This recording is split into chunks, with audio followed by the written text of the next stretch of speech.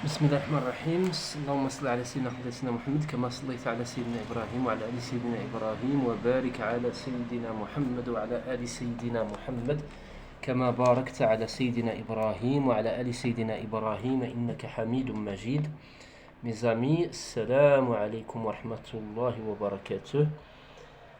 Nous allons continuer. Nous avions parlé la dernière fois de la bataille des Banu Nadir. Parmi les conséquences de cette bataille, c'est que les Banu Nadir sont allés habiter à Khaybar. Alors les leaders des juifs de Banu Nadir, qu'est-ce qu'ils ont fait? Ils ont commencé à former une alliance avec les Arabes pour combattre les musulmans. Bon. Cette alliance-là, comment ils vont procéder? Alors, Huyy ibn Akhtab, l'un des grands leaders des Banu Nadir, avec une délégation des Juifs de sa tribu, sont allés à la Mecque pour convaincre Quraysh de combattre les musulmans avec eux. Cette délégation, avec toujours à sa tête Huyy ibn Akhtab, est allée chez les chefs de Ghatafan. Alors Ghatafan, c'est une grande tribu arabe qui comporte beaucoup de sous-tribus, beaucoup de clans. Les Banu Ashja', les Banu Fazara, les Banu Murra, les Banu Asad, etc. etc. Alors, la délégation juive est allée chez ces tribus-là, et puisque Ghatafan avait de bonnes relations avec les juifs de Banu Nadir, même avant l'arrivée du prophète sallallahu alayhi wa sallam à Médine, alors ils ont réussi à les convaincre de participer à cette bataille-là.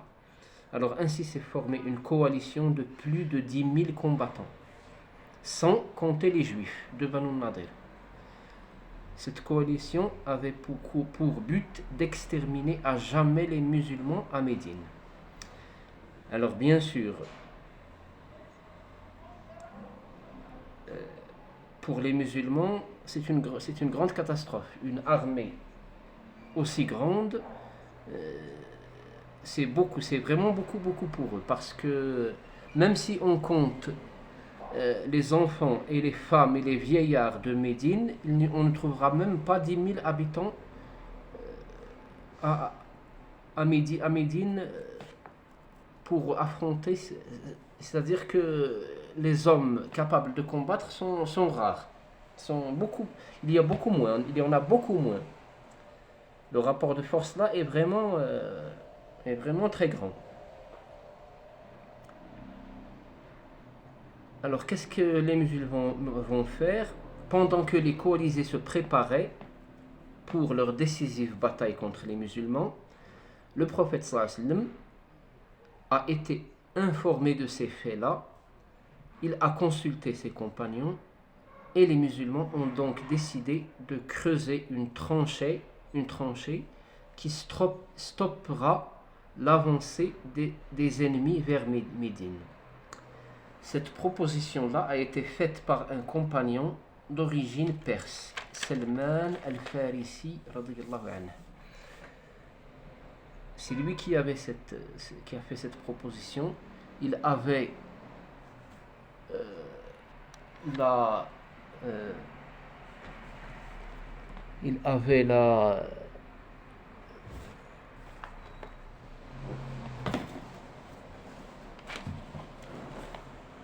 pratique des Perses militaires, et les musulmans se sont mis aussitôt au travail parce qu'il n'y avait pas une seconde à perdre.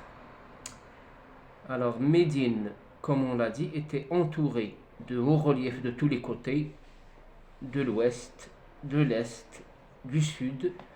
C'est seulement le côté nord qui était ouvert, où il n'y avait pas de relief, de monts ou de collines pour protéger Médine.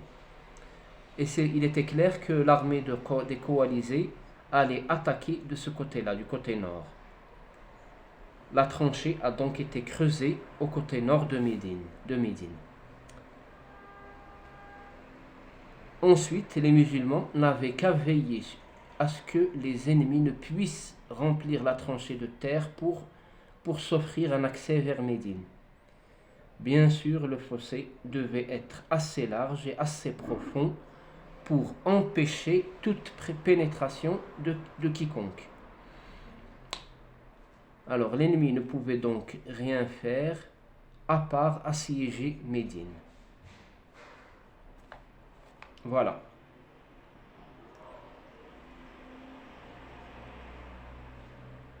Les ennemis, eux, ils ne peuvent pas rester, les musulmans savent ça, ils ne peuvent pas rester longtemps et assiéger les musulmans.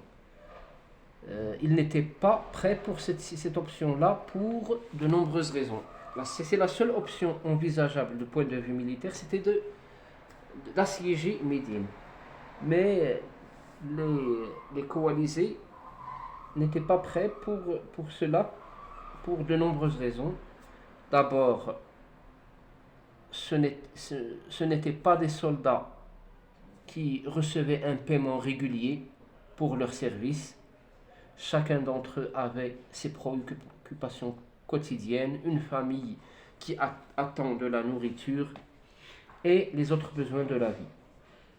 Donc un soldat ne peut pas rester là à assiéger Médine sans tenir compte de ses enfants qui l'attendent chez lui, loin où ils sont. Par exemple, les tribus de Ghatafan qui sont à l'est, il y a des tribus qui sont considérablement loin de Médine. Alors, en plus de ça, les tribus arabes n'avaient pas les armes et la pratique militaire pour le siège, pour assiéger l'ennemi. C'était donc, pour eux, ils étaient plutôt habitués aux razzias et au pillage. Une troisième chose, en venant de chez eux, ils pensaient en finir assez vite avec les musulmans et ils n'avaient pas pris assez suffisamment de ravitaillement pour rester longtemps. Ainsi, la tranchée creusée par les musulmans avait vraiment perturbé les coalisés. Ceci a conduit Huyay ibn Akhtab à chercher l'aide des Banu Qurayza. On sait qu'à Médine maintenant, il ne reste plus des juifs qu'une seule tribu, la tribu des Banu Qurayza. Alors nous reviendrons sur ce fait-là, Huyay ibn Akhtab et les Banu Qurayza, mais avant, nous allons parler des miracles du prophète sallallahu alayhi wa sallam pendant la creusée de la tranchée. Pendant que les musulmans creusaient la tranchée, il y a eu des miracles du prophète sallallahu alayhi wa sallam. Alors d'abord, il y a un gros rocher qui s'est présenté devant les musulmans qui travaillaient à creuser la tranchée. Alors ce gros rocher-là, il les empêchait de continuer le travail. Alors le prophète sallallahu alayhi wa sallam a pris une simple pioche et en 3 coups, ce gros rocher s'est réduit en sable. Au premier coup, a surgi une étincelle. Le prophète sallallahu alayhi wa sallam leur dit: vous allez conquérir la Syrie.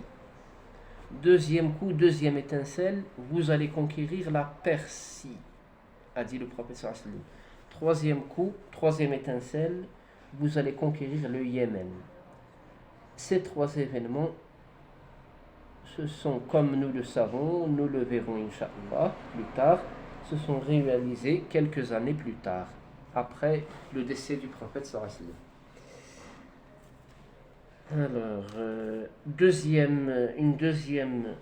un deuxième miracle du prophète sallallahu alayhi wa sallam, Jabir ibn Abdullah a invité le prophète sallallahu alayhi wa sallam et 2 ou 3 compagnons pour une petite chèvre qu'il a égorgée. Mais le prophète sallallahu alayhi wa sallam appela tous les travailleurs de la tranchée, tout le monde, tous les musulmans qui étaient au travail à la tranchée. Le prophète sallallahu alayhi wa sallam les a appelés et leur demanda de venir pour un festin chez Jabir ibn Abdullah. Et le pauvre, lui, au début, il était effrayé parce que une petite chèvre et un peu de pain que sa femme a pétri, ça ne va pas nourrir tous les soldats qui sont avec le prophète sallallahu alayhi wa sallam. Il y avait environ 3000 hommes. Comment les nourrir avec ce peu-là de nourriture? Mais il y a la baraka du prophète sallallahu alayhi wa sallam. C'est un miracle. La baraka du prophète sallallahu alayhi wa sallam. En français, on dit la bénédiction du prophète sallallahu alayhi wa sallam. Et cette petite chèvre et ce peu de pain pétri par la femme de Jabir ibn Abdullah a nourri tout le monde et il est resté intact comme si personne n'a mangé. Le prophète sallallahu alayhi wa sallam a d'ailleurs dit à Jabir de donner de la nourriture à ses voisins tant qu'il y en a assez. Voilà, ce sont les deux des miracles qui se sont produits à cette bataille-là. Nous reviendrons sur Huyay ibn Akhtab et les Banu Nadir et ce qui va se passer après dans un prochain enregistrement. Je vous remercie de votre attention. Veuillez bien vous abonner à cette chaîne et activer les alarmes et nous aider par un like. Merci à tous. Salam alaikum wa rahmatullahi wa barakatuh.